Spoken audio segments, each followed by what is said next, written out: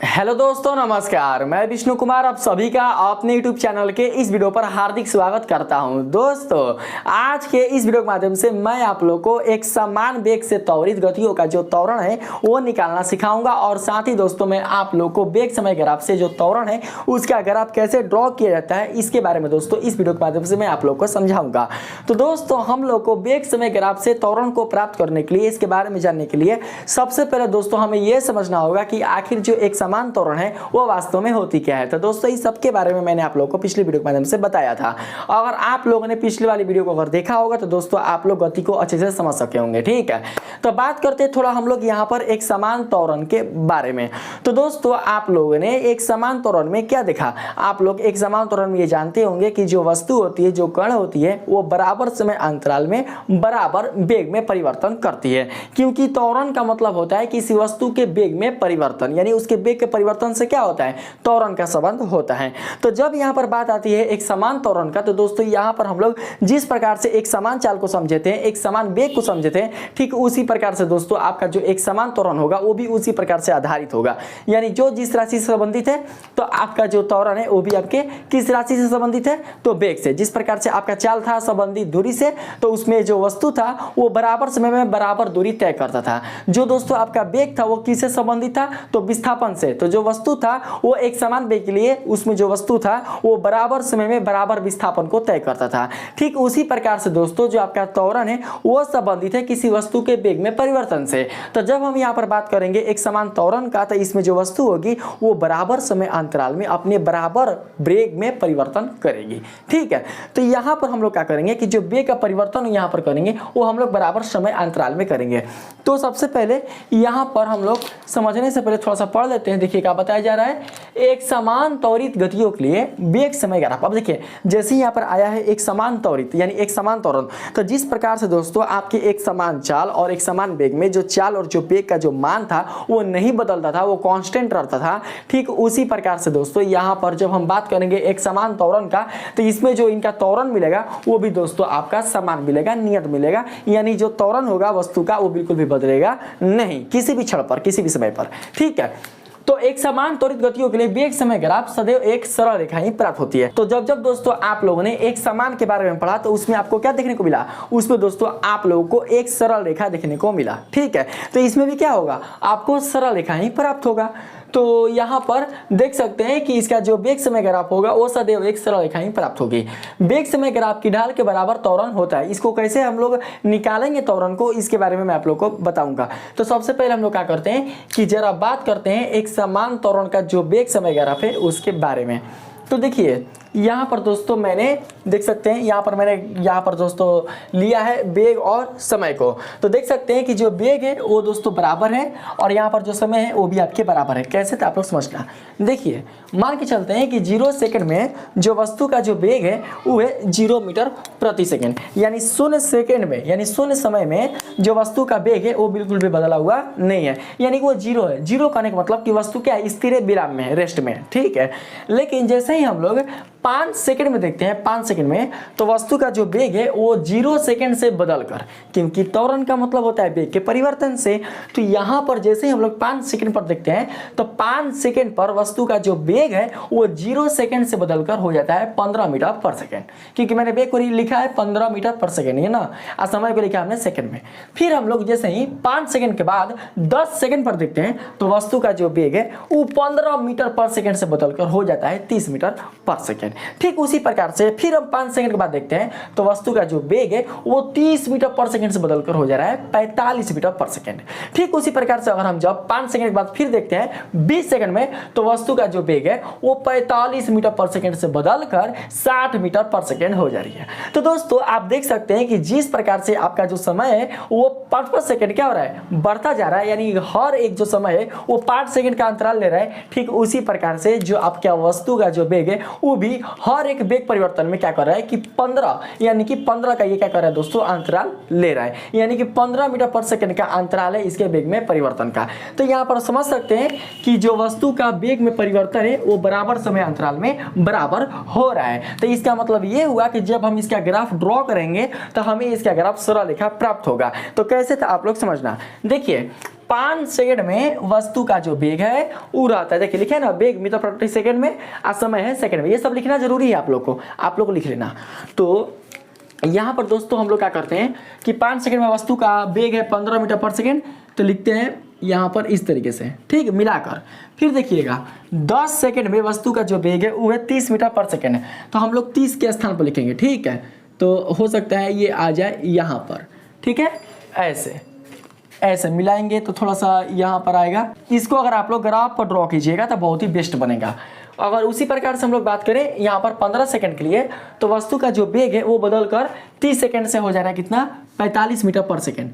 तो यहाँ पर लिख लेंगे 45 मीटर पर सेकंड, ठीक है। थोड़ा सा यहाँ पर नीचे कर दे रहे हैं इस तरीके से। बहुत ईजी है दोस्तों, बिल्कुल भी भारी नहीं है।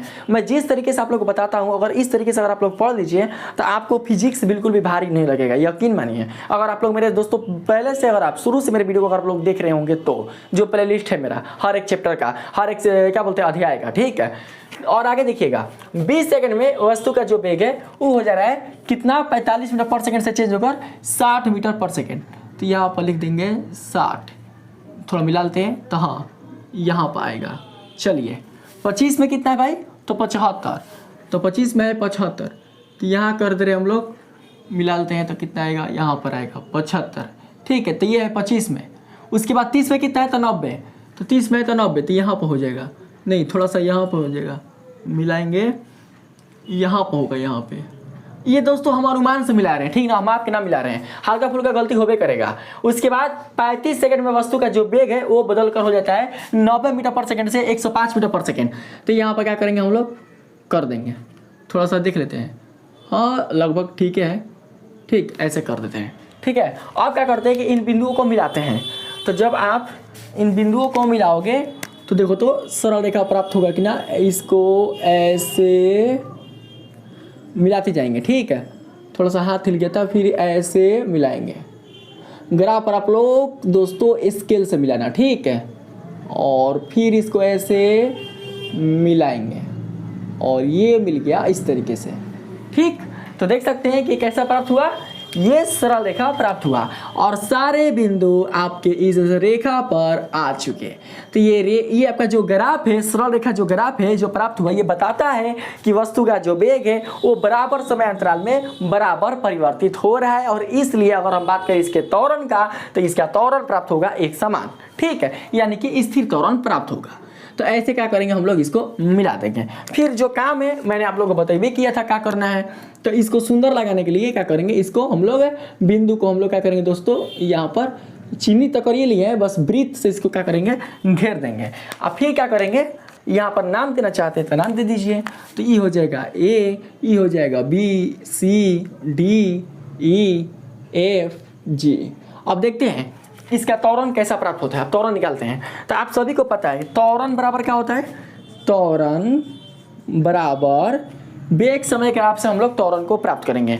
तो त्वरण बराबर होता है वेग में परिवर्तन, मैंने बताया था आप लोग को, वेग में परिवर्तन अब बटा में समय अंतराल, यही होता है ना। तो जिसको हम लोग संकेतक रूप में क्या लिखते हैं, संकेत के रूप में, यानी कि ए वेक्टर बराबर लिख लेते हैं दोस्तों v माइनस, यानी कि अंतिम वेग में से प्रारंभिक वेग घटेगा और उसके बाद आपका समय t, इस तरीके से, ठीक है। तो हम लोग त्वरण निकालते हैं। तो देखिए हमें ए वेक्टर चाहिए, त्वरण चाहिए, तो कैसे प्राप्त करेंगे समझिएगा। देखिए दोस्तों यहाँ पर हम लोग जो त्वरण है वो निकालते हैं कहाँ से कहाँ तक का। तो दोस्तों हम लोग निकालते हैं, देखिए हम लोग निकालते हैं हैया से निकालते हैं, समझिएगा। बी से नहीं निकाले, कहाँ से निकाले, यहाँ से निकालो ना, यहाँ से डी तक निकालो, डी तक, बी से हाँ ई तक निकालो, ई तक डायरेक्ट, ई तक, बी से ई तक, ठीक है। इसका यहाँ पर नाम दे दो, इसको बोलेंगे ढाल। क्या बताएं हम, यहाँ पर वेग समय ग्राफ की ढाल के बराबर त्वरण होता है, ये त्वरण प्राप्त होता है। तो यहाँ पर कर दिए। तो दोस्तों इसका त्वरण और निकालेंगे हम लोग, कैसे निकालेंगे, बस जैसे काम आपने पीछे किया था ना वैसे यहाँ पर भी करेंगे। तो देखिए बिंदु बी के लिए जो प्रारंभिक वेग होगा वो हो जाएगा कौन, प्रारंभिक वेग भाई बोरे बिंदु बी के लिए जो प्रारंभिक वेग होगा वो होगा 30 मीटर पर सेकेंड। कहा ये ना बिंदु बी है ना, यानी आप बिंदु बी पर वस्तु का वेग देख रहे थे कितना है, तो 30 मीटर पर सेकेंड। ठीक, अब बिंदु ई है, तो बिंदु ई पर जो वस्तु का अंतिम जो वेग हो जाएगा वो हो जाएगा कितना, तो देख सकते हैं वो हो जाएगा दोस्तों आपका 75 मीटर पर सेकेंड। ठीक है, तो ये हो जाएगा आपका प्रारंभिक वेग, ये हो जाएगा आपका अंतिम वेग 75 मीटर पर सेकेंड। तो यहाँ पर क्या आपने सीखा कि अगर हमें त्वरण ज्ञात करना है तो हमें अंतिम वेग में से प्रारंभिक वेग को घटाना होता है। तो अंतिम वेग कितना, तो 75, तो लिखेंगे 75 माइनस प्रारंभिक वेग कितना है, तो प्रारंभिक वेग है दोस्तों 30, तो यहाँ पर लिख देंगे 30। समझ में आ रहा है ना कैसे कैसे बनाएगा। और यहाँ पर आप लोग अभी इसी तरीके से समयांतराल निकालना आप लोग, तो समयांतराल कैसे निकालेंगे, तो बी को ठेका देंगे नीचे। ठीक है, आई एम को ठेका देंगे, यहाँ पर देख लेंगे कि समय कितना आ रहा है। तो एम के लिए समय है 25 और बी के लिए समय है 10, यानी कि आपको 10 से 25 सेकंड के बीच आपको त्वरण निकालना है। तो इसके लिए आपको 10 से 25 सेकंड के बीच का आपको समयांतराल निकालना पड़ेगा। तो समयांतराल के लिए हमें अंतिम समय में से प्रारंभिक समय को घटाना होता है। तो अंतिम समय कितना है भाई, तो 25, तो यहाँ पर लिखेंगे 25 माइनस जो प्रारंभिक समय है वो है कितना 10, तो लिखेंगे हम लोग 10। ठीक है, आई आपको पता है कि त्वरण का जो दोस्तों मात्रक होता है वो होता है मीटर प्रति सेकंड स्क्वायर। डायरेक्ट लिखो, उतना कोई टेंशन नहीं है बस। उसके बाद 75 में से 30 को घटा देंगे तो कितना बचेगा, तो दोस्तों आपका हो जाएगा यहाँ पर 35 नहीं 45 हो जाएगा। 40 30 70 5 75 45 हो जाएगा। आप 25 में से हम लोग 10 को घटा देंगे तो कितना हो जाएगा, तो दोस्तों हो जाएगा 15। तो यहाँ पर लिख लेंगे हम लोग 15 मीटर प्रति सेकंड का होल स्क्वायर। आप फिर क्या करेंगे, हम लोग कटा देंगे।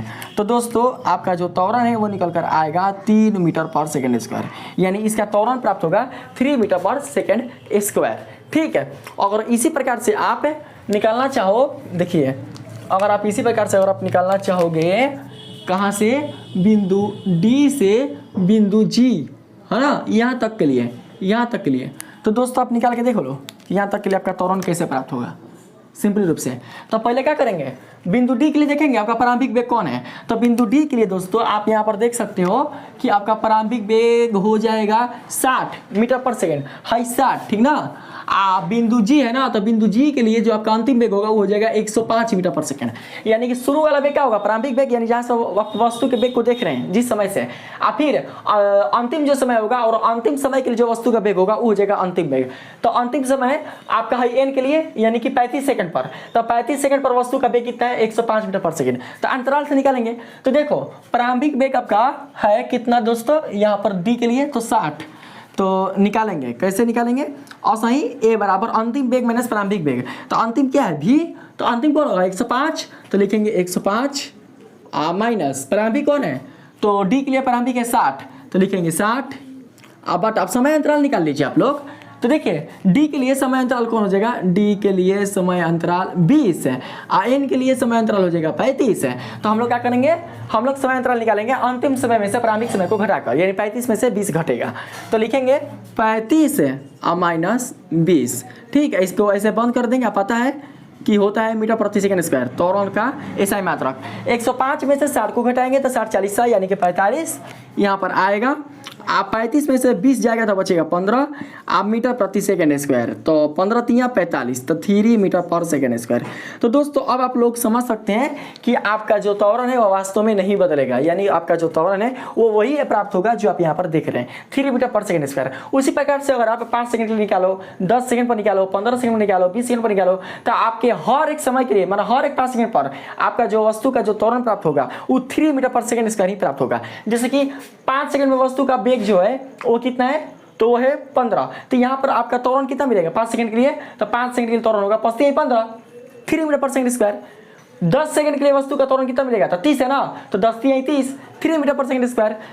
15 सेकंड के लिए वस्तु का त्वरण कितना होगा, देखिए 15 सेकंड पर वस्तु का वेग है 45 मीटर पर सेकंड, तो इसका दोस्तों 15 सेकंड पर जो त्वरण होगा 15 3 45 यानी कितना, तो दोस्तों हो जाएगा 3 मीटर पर सेकंड। यानी जीरो से देख रहे हैं ना, जीरो हो जाएगा आपका क्या चीज प्रारंभिक समय, अब 45 हो जाएगा अंतिम समय। तो इसको ऐसे बना लेंगे हम लोग, है ना, यानी ए बराबर अंतिम समय 45 है, सॉरी अंतिम वेग 45 है, आप प्रारंभिक वेग कितना हो जाएगा 0।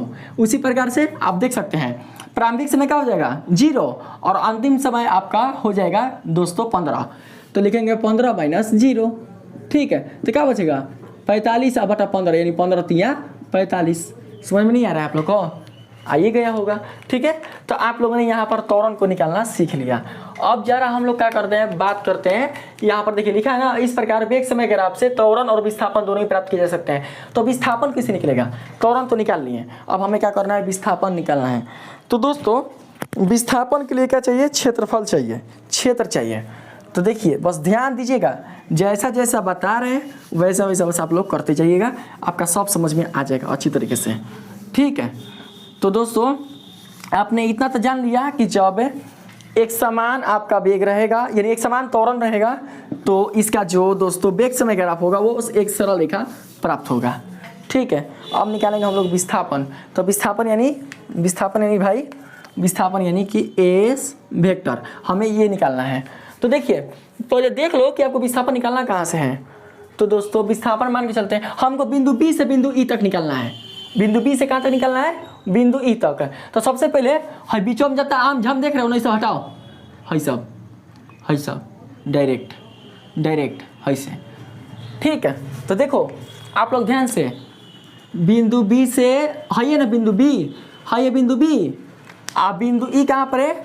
तो यहाँ पर, ठीक है। तो बिंदु ई को डायरेक्ट मिला देंगे इससे, ठीक है, नीचे वाला बिंदु से। और फिर बिंदु बी को मिला देंगे इसके नीचे वाले बिंदु से, यानी जहाँ पर ही होगा, जिस समय पर होगा। तो बिंदु बी को हमने नीचे मिला दिया, अब बिंदु ई को हमने नीचे मिला दिया। अब आपका क्षेत्र क्या बच रहा है? देखो पूरा क्षेत्र भाई, देखो हाई वाला, देखो पूरा क्षेत्र है सब क्षेत्र है, सब क्षेत्र है। अगर क्षेत्रफल आप निकाल लोगे ना तो समझिए कि आपका विस्थापन निकल जाएगा, पूरा क्षेत्र निकालना है। तो सबसे पहले हम क्या करते हैं, इसको मिटाते हैं। ध्यान से आप लोग, हो सकता है ना दिखेगा तो प्रॉब्लम होगा। देखो अगर हम मिटा दिए इसको, तो आप लोग दोस्तों ध्यान से देखो, यहाँ पर अगर ध्यान से आप देखो तो क्या दिखेगा। अगर हम ये जब मान लेते हैं कि हाई हो जाएगा आपका पी, बी, ई, क्यू, मान लेते हैं ई, आपका एक आकृति हो गया, कौन?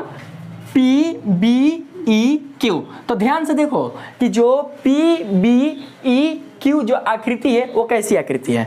जब आपको आकृति पता चल जाएगा तो इसके क्षेत्रफल से हम लोग क्या करेंगे, हम लोग विस्थापन ज्ञात कर लेंगे, क्योंकि आपको जो विस्थापन है वो क्षेत्रफल से ही प्राप्त होता है, ठीक है, सरल रेखा और समय अक्ष के बीच के। तो आप देखो ध्यान से अगर आप देखोगे तो दोस्तों आपको देखने से पता चलेगा कि आपको यह समलंब चतुर्भुज दिखाई दे रहा है, यानी 4 गो शीर्ष, एगो बी, एगो पी, एगो क्यू, एगो ए, ठीक है, ये 4 गो शीर्ष है। तो इस 4 शीर्ष आपका ये क्या बन रहा है? समलंब चतुर्भुज। क्यों? क्योंकि हाई दोनों भुजा समानांतर है, हाई वाला क्या है? हाई वाला असमानांतर है।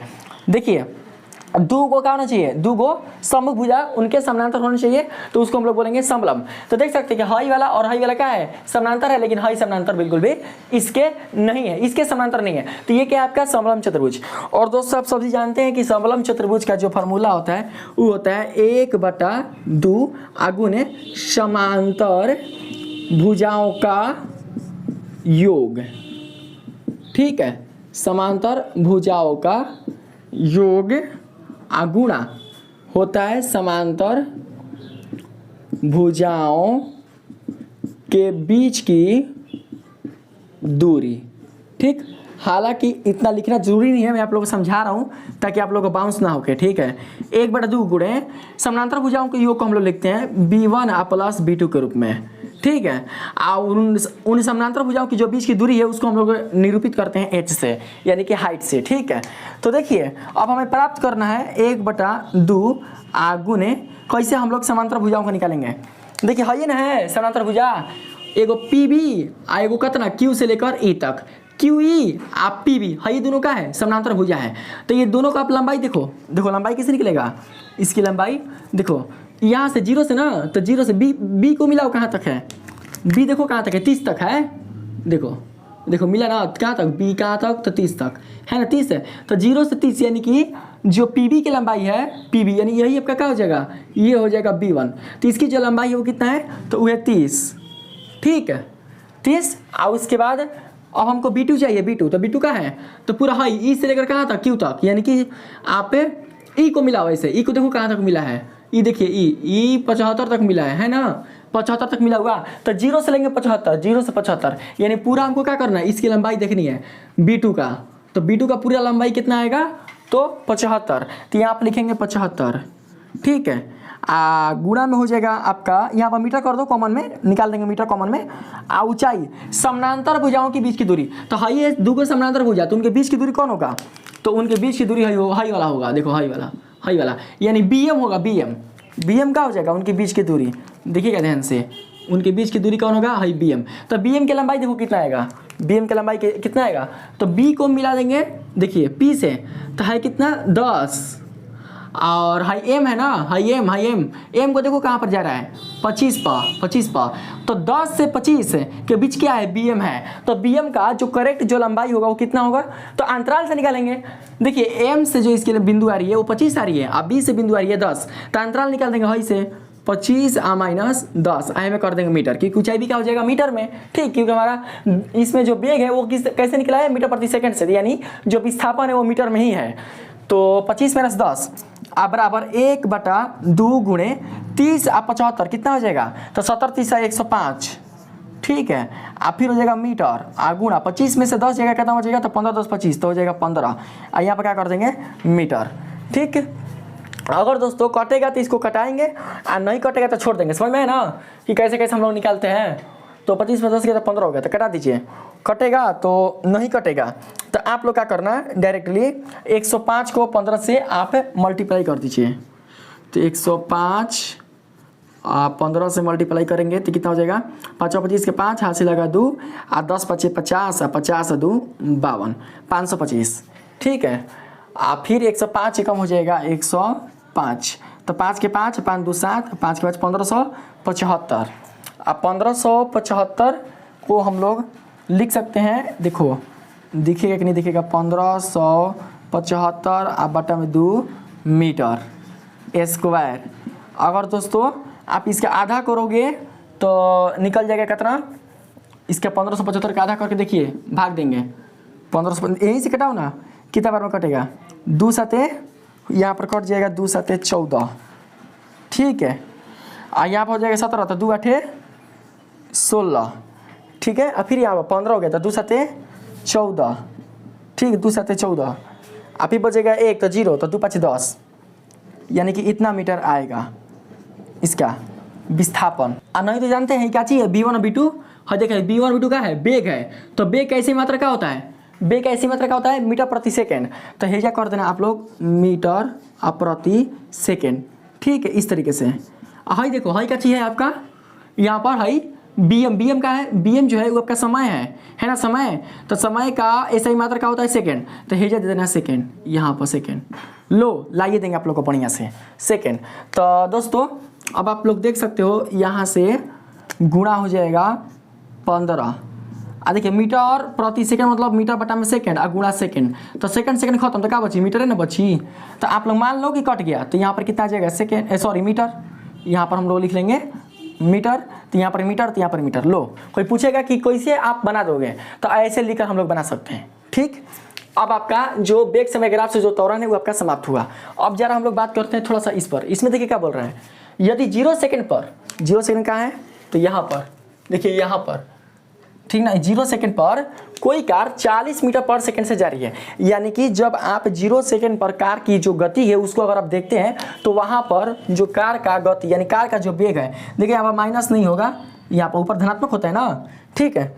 तो कार का जो वेग है वो रहता है 40 मीटर पर सेकंड, तो कहाँ है भाई, हेजा है 40, है ना, 40 मीटर पर सेकंड से जा रही है, यानी 0 सेकंड पर जो कार का जो वेग है वो है 40 मीटर पर सेकंड, और बाद के समय 50 सेकंड पर, 50 सेकंड कहाँ है, तो हे यहाँ पे 50 सेकंड पर उसका वेग 0 मीटर पर सेकंड अर्थात कार रुक गई है, मतलब उसका जो वेग है वो घट गया है। तो घटेगा कैसे, देखिए यहाँ पर पहले 0 सेकंड पर जो कार का वेग था वो था 40 मीटर पर सेकेंड, हो सकता है घट कर हुआ होगा आपका 30 मीटर पर सेकेंड, उसके बाद घट कर हुआ होगा आपका दोस्तों 25 मीटर पर सेकेंड, फिर हो सकता है 20 आया होगा, फिर 10 आया होगा, और एक समय ऐसा आया कि कार क्या हो गया, रुक गया। रुकने का मतलब कि वो 0 पे आ गया, उसका जो वेग है वो कितना हो गया 0 मीटर पर सेकेंड, मतलब हे जाए यहीं पे 0 मीटर पर सेकेंड। और ये जो 0 मीटर पर सेकेंड हो रही है वो कितना समय पर हो रही है, तो वो हो रही है दोस्तों 50 सेकेंड पर, देखिए है ना 50 सेकेंड पर, तो हाई है 50 सेकेंड, हाई है 50 सेकेंड, ठीक है।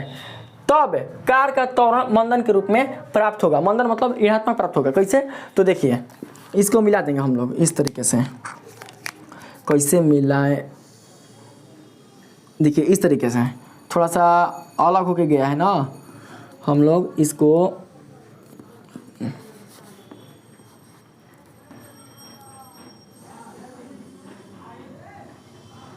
ठीक है इस तरीके से थोड़ा सा मतलब गलत होबे करेगा, हमारे पास ग्राफ थोड़ी ना है, ठीक है यहाँ पर देख सकते हैं। तो हमने इसको मिला दिया, तो यहाँ पर देख सकते हैं इसका ग्राफ क्या हो रहा है, नीचे की ओर जा रहा है, यानी कि ग्राफ गिर रहा है। तो इसका मतलब इसका त्वरण कैसा प्राप्त होगा, इसका त्वरण ऋणात्मक प्राप्त होगा।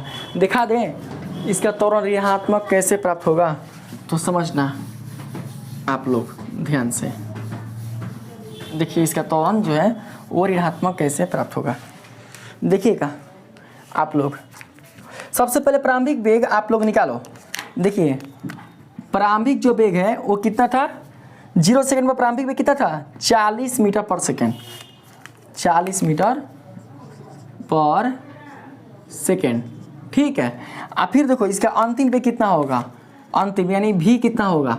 तो देखिए अंतिम वेग, तो अंतिम वेग हमने 50 सेकंड में देखा था, कितना हो जा रहा है अंतिम वेग, तो 0 मीटर पर सेकंड, 0 हो जा रहा है ना, मतलब कि 0 सेकंड पर कितना था, 40 मीटर पर सेकंड। अब फिर जब 50 सेकंड पर देख रहे हैं तो वस्तु का जो वेग है वो हो जा रहा है 0 मीटर पर सेकंड।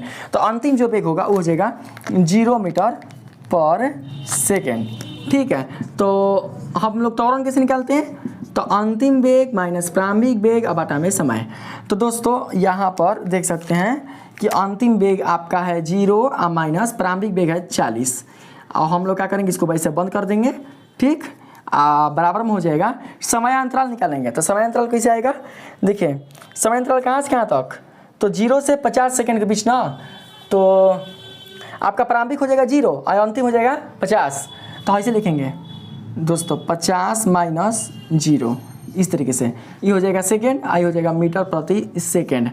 तो फिर 0 में से 40 घटेगा तो आएगा कितना, तो माइनस 40, अब 50 में से 0 जाएगा तो कितना आएगा 50, आई हो जाएगा मीटर प्रति सेकंड का होल स्क्वायर।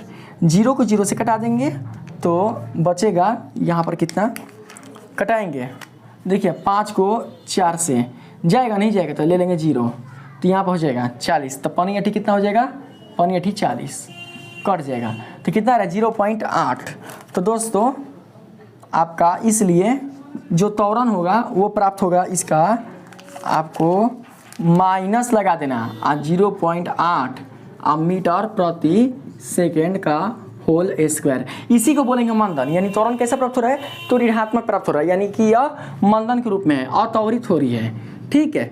अब जैसे ही ये देख सकते हैं कि जैसे ही अब ये ग्राफ बढ़ा हुआ है, ये वाला ग्राफ जैसे ही बढ़ा हुआ है, तो इससे हम लोग ये समझ सकते हैं कि 50 सेकंड पर जो कार है वो रुक गई है, क्षण भर के लिए 50 सेकंड पर रुकी हुई है।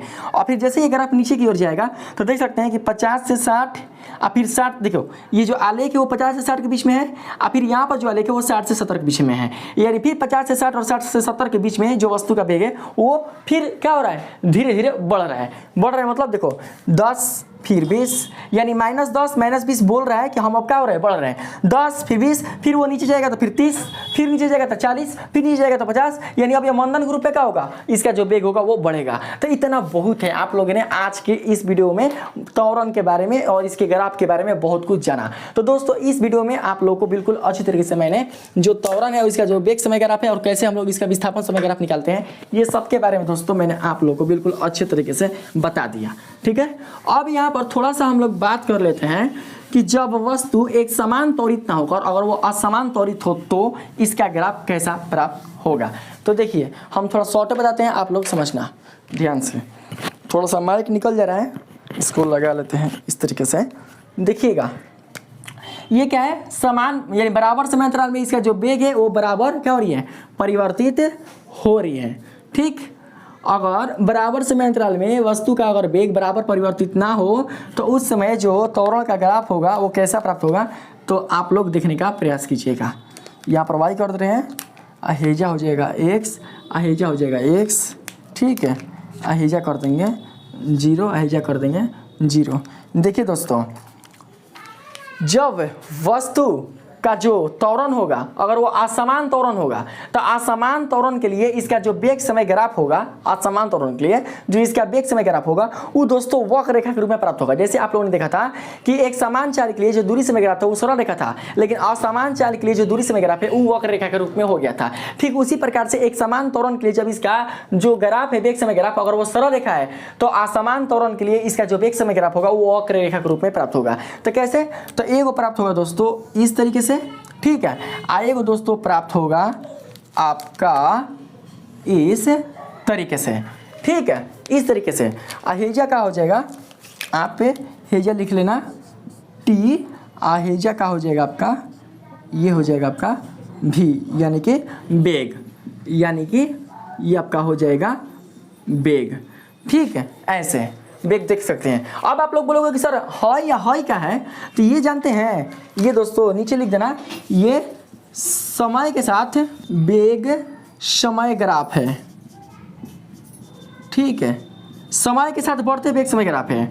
और ये आपका समय के साथ घटते वेग समय ग्राफ है।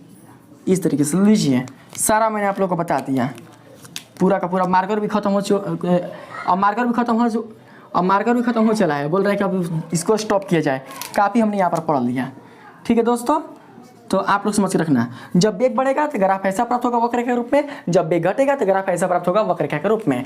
तो आज के लिए इतना ही। अगर आपको ये वीडियो अच्छा लगा है, इस वीडियो के माध्यम से आप लोगों ने दोस्तों त्वरण के बारे में और इसके ग्राफ के बारे में अच्छी तरीके से जाना है, तो प्लीज़ दोस्तों इस वीडियो को दबाकर शेयर कीजिए, इतना शेयर कीजिए कि आपके साथ बाकी जो भी बच्चे हैं जिनको ग्राफ और साथ ही जो गति है वो समझ में नहीं आती, तो इसको देखकर अच्छे से समझ सकें, ठीक है। तो दोस्तों अगर आपको ये वीडियो अच्छा लगा है, इस वीडियो के माध्यम से आप लोगों ने वेग समय ग्राफ से त्वरण को निकालना और इसके ग्राफ के बारे में जानना बिल्कुल अच्छी तरीके से दोस्तों सीख चुका है, तो प्लीज आप मेरे इस वीडियो को लाइक कीजिएगा, सब्सक्राइब कीजिएगा और पसंद आए तो अपने दोस्तों में भी शेयर कीजिएगा।